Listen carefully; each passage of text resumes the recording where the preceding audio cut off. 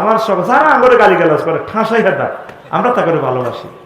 আসলে মাঠে নবীজি আমাদেরকে হাউজে কাউসার খাওয়াইব, কারণ নবীজি আমাদেরকে ধরবেন, পানির বোতল দে, নবীজি কইব হাউজে কাউসার খাইতে গেলে আফসারি তুই কেন আমার মতের ফতুয়া দি একটা রাগ করলি, তখন নবীর কাছে কি জবাব দিব? এই জন্য আমি সকল আলেমকে ভালোবাসি।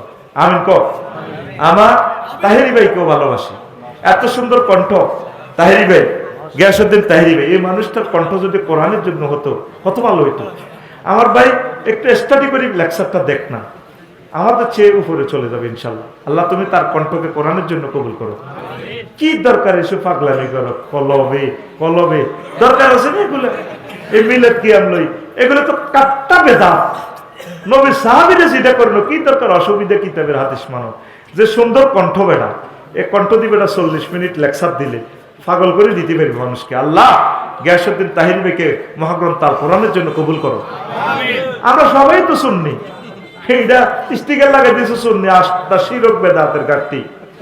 মরা কবর মাজার হাতে কিটা তে নিজে আগো কাছে দোয়া চায়, মাল মাইয়িত ফিল কবরে ইল্লা কাল গারিকিল মুতাকাউবিস ইয়ান্তাজিরু দাওয়াতান তালহাকুহু মিন আবিন আও উম্মিন আও ওয়ালাদিন আও সাদিকিন লাহু ফাইজা লাহাকাতু কানা হাব্বা ইলাইহি মিনাদ দুনিয়া ওয়া মা ফিহা।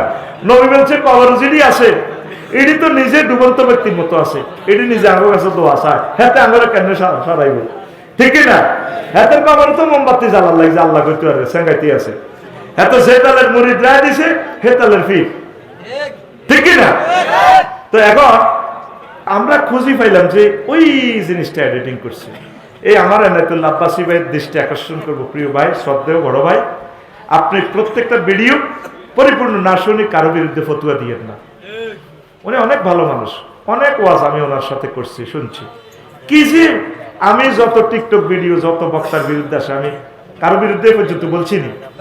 এটি হলো টিকটক ওয়ালারা এই ওনারে খেপাই আর বিরুদ্ধে জনের জুতার বিটার দিছে। তাসলিমা নাসরিনের এই ভিডিও দি অন্তত 50 লাখ টাকা বানাইছে মিডিয়াওয়ালারা, আঙ্গু হুজুরের বিরুদ্ধে লাগাই দি। ওই চ্যানেলে আমি দেখছি ডলার যা পাইছে 50 লাখ টাকা পাইছে কয়েকটা চ্যানেল, কথা ঠিক কিনা?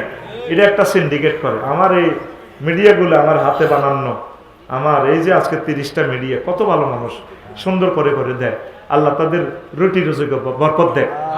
প্রিয় ডক্টর এনায়েতুল্লাহ আব্বাসী ভাই, আপনি পরিপূর্ণ কথা তাকদিম তাকে না শুনে আমি ছোট ভাই হিসেবে আপনার পায়ে দরখাস্ত রাখি, এভাবে কোনো আলেমের বিরুদ্ধে এভাবে বলবেন না, কারণ আমি আপনার ছোট ভাই, আমি আপনাকে ভালোবাসি। আপনি আওলাদে ওলি, আপনি অনেক ভালো মানুষের সন্তান, আই লাভ ইউ, অনেক বড় আলেম আপনি, আমি পার্সোনালভাবে আপনাকে ভালোবাসি।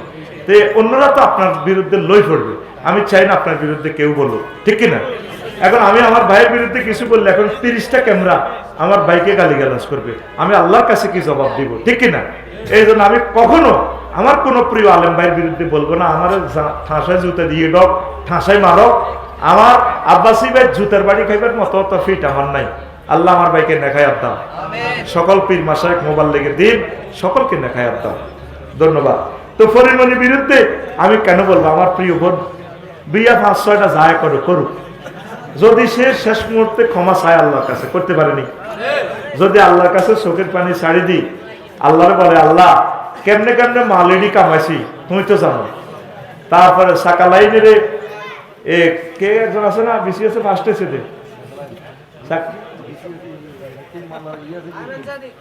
না না না, আরে কোন একটা ম্যাজিস্ট্রেট সাকলাইন নি পাল্লা কার কার মাল কেমনে আতাছি।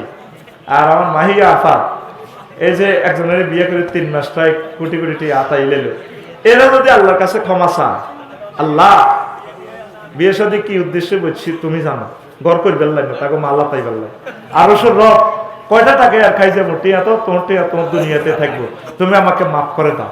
যদি তারা চোখের পানি ছেড়ে দিয়ে ক্ষমা চায়, তাদের হক গুলো বুঝাই দেয়, আল্লাহ তাদেরকে মাফ করবে, ঠিক কিনা? তা আমি আমার পরিমণি প্রিয় বোনের বিরুদ্ধে কেন বলবো? তিনি আমার জুনিয়র বোন, আমি কেন বলবো? আমার প্রায় ওয়াজে নায়কের পক্ষে আমি কথা বলি। কেন বলি আবার বুঝছনি?